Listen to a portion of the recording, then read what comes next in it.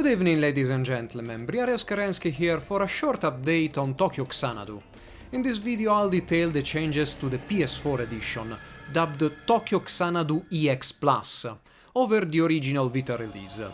This home incarnation takes advantage of the more powerful hardware to bump resolution, frame rate and texture clarity, while adding more playable characters, items, side stories and special attacks. I haven't completed the game as I did on the Vita, and played for about 10 hours getting halfway through chapter 6. A lot of story cutscenes have been skipped for this, and I focused on the new content. Everything I've said in the original review is still valid, and I'm happy to say that Tokyo Xanadu EX Plus is even better, despite a few snags. Tokyo Xanadu EX Plus runs in Full HD at a constant 60 frames per second, and it is glorious. My main complaint with the original game was the frame rate, so Falcom got that covered. The art design still carries the game through, but other than the resolution and textures, the game hasn't received any other cosmetic improvement. In a few cases, especially on walls, the higher detailed textures feel out of place, the new resolution making what should have been small details too large. Character models receive different levels of attention, and now facial features are much more well defined than clothes. The lighting is still the same as on the Vita, as is polygonal density. Shadows are sharper, but are still limited to playable characters. いや、俺の方は全然。お気をつけてっす。時坂君も。それではまた。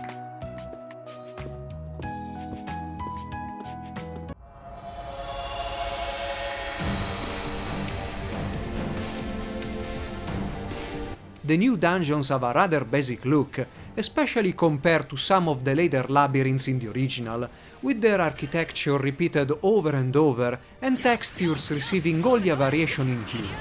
New enemies and new bosses dwell in there, though a few bosses are reused.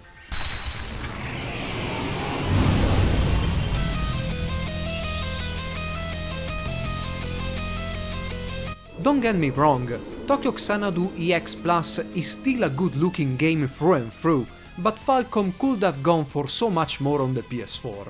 However, if this means I get my 60 frames per second throughout the game, I'll accept the current situation.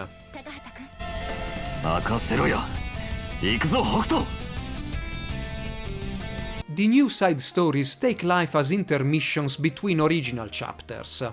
These additions tie into the original storyline and form a new side plot, with a strangely shaped gate leading to new labyrinths where new grids dwell. Story-wise, the new side chapters received as much attention as the main story, with a handful of new illustrations, new voiceovers, and new secondary characters that have their own entry in the Nier system.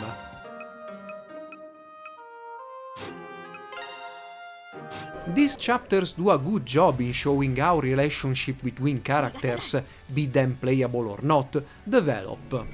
Plot points solved in the main game are further developed, like the relationship between Sora and Chiaki, or Asuka's unlimited form, of which we received only a brief glimpse in the original.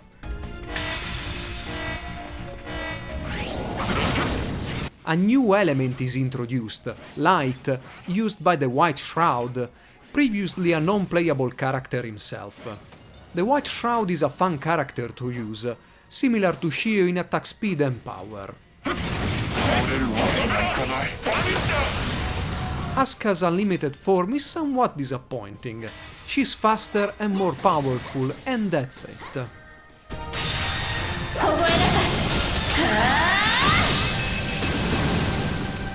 The core of the game hasn't changed, but there are been tweaks here and there.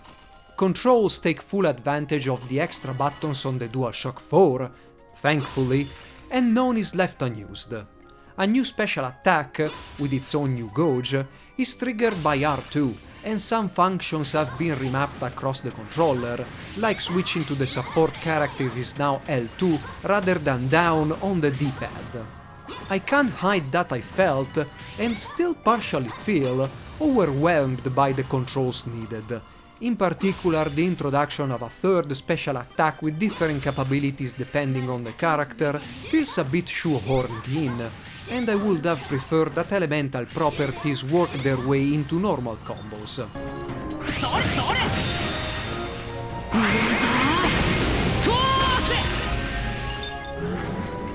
The combat is still the same as before, with the added benefit of double the frame rate. Characters with low health like Yuki and Mitsuki, slow ones like Shio, or those focused on close combat like Sora, really benefit from this. Stringing combos and dodges is much easier, although I feel that rows have a somewhat shorter invincibility window. I also think that enemies, bosses included, hit a tad harder than before to compensate for the new special attack. Tokyo Xanadu EX Plus still focuses its challenge during mid or end level boss fights. The camera is still, unfortunately, the same, and in more than a few occasions it will get stuck in corners and narrow spaces. As dungeons haven't received any change in their structure, the platforming in some of them is still awkward.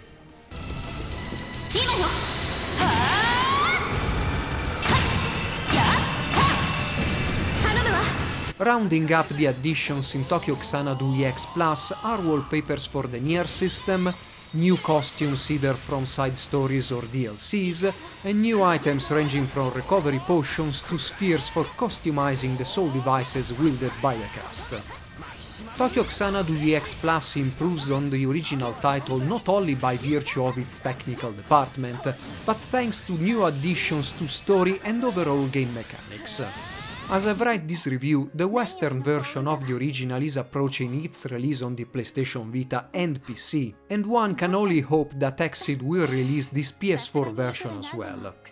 It would have been better to go for the better and richer version from the beginning, but in whatever incarnation, Tokyo Xanadu is a game well worth playing.